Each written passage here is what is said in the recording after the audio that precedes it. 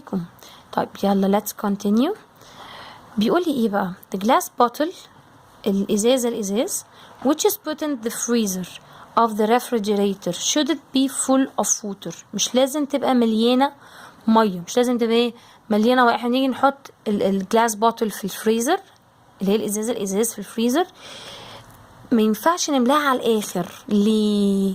because its volume increases. لان هنا بقى في لما بنيجي نتلج الووتر وتتحول لايس، الفوليوم بتاعها بيزيد.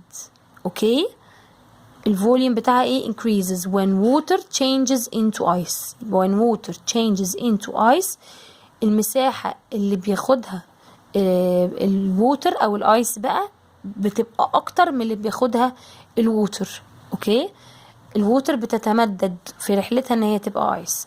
so the bottle will explode. فنخلي بالنا.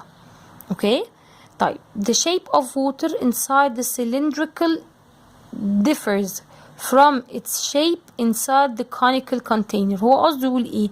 ان لو انا عندي two containers الشيب بتاعهم مختلف.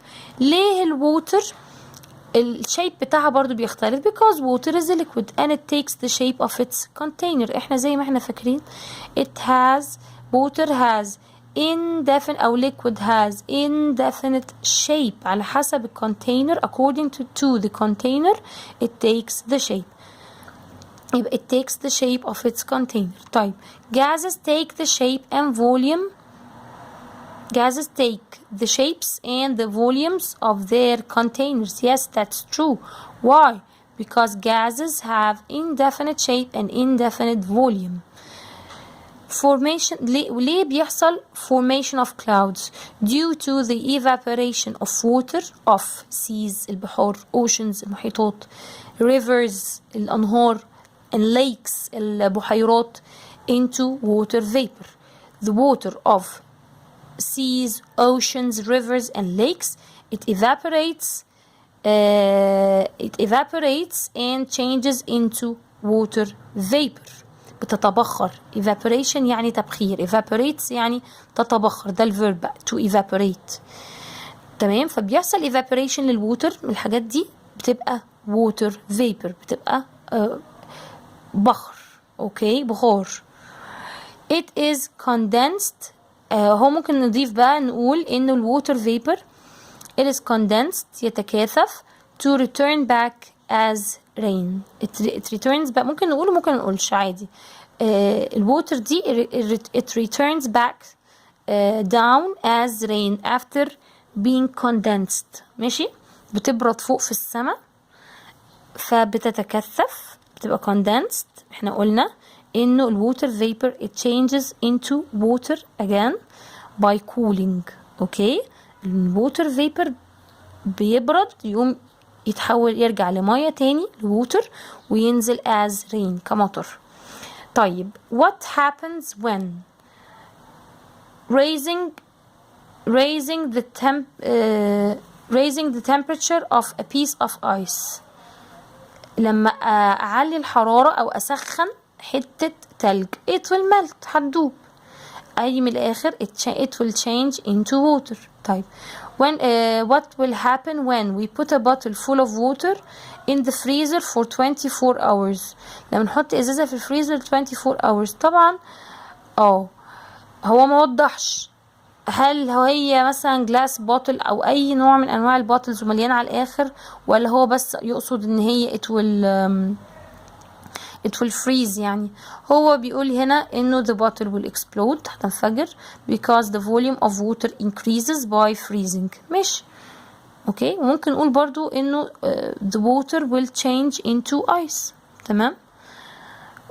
طيب boiling of water and what happens when we boil water and expose the product. الناتج يعني من الغليان ده to a cold surface. انا لما باجي ابويل الووتر، لما اجي اغلي الميه بيطلع water vapor. الووتر it evaporates وبتطلع في هيئه جاز اللي هو water vapor.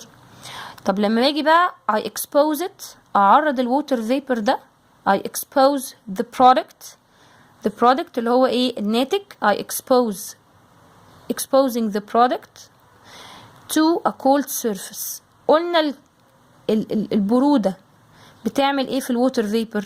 it changes it again into water. تمام. طيب يبقى ايه اللي هيحصل لما انا بغلي الووتر وبعدين اعرض البرودكت الناتج لكولد سيرفيس؟ water vapor condenses هتتكاثف on the cold surface and changes into water again. طيب when a bottle of water is put in the freezer، لما ازازة مية بنحطها في الفريزر water freezes and changes into ice. تمام. if we leave a glass يعني بيحصل هنا ايه freezing صح؟ بيحصل freezing. طيب if we leave a glass لما تسيب ازازة filled with ice in air في الجو for few minutes what will happen؟ ice changes into water. التلج ده هيتحول لمية. and also water drops are formed on the outer surface of the glass. هنلاقي water drops نقط مية are formed تكونت on the outer surface على يعني الغلاف يعني اسمها ايه الازازة من بره، على ال outer surface of the glass، على الازازة من بره. اوكي اللي هي احنا قلنا ايه ده بيبقى ناتج عن الكوندنسيشن. قلنا الازازة ما تبقاش مخرومة، ده بيبقى ناتج عن الكوندنسيشن بتاع الووتر فيبر على الايه الكولد سيرفيس. اوكي فالووتر فيبر it condenses and changes into water. تمام. طب when you put 3 equal amounts of water in 3 different containers، يعني قصده يقول 3 different containers يعني في الشكل in shape مختلفين في الشيب، هنقول the volume of water doesn't change. الفوليوم مش هيتغير ولكن but its shape شكلها changes in each container according to the container's shape because water takes the shape of its container.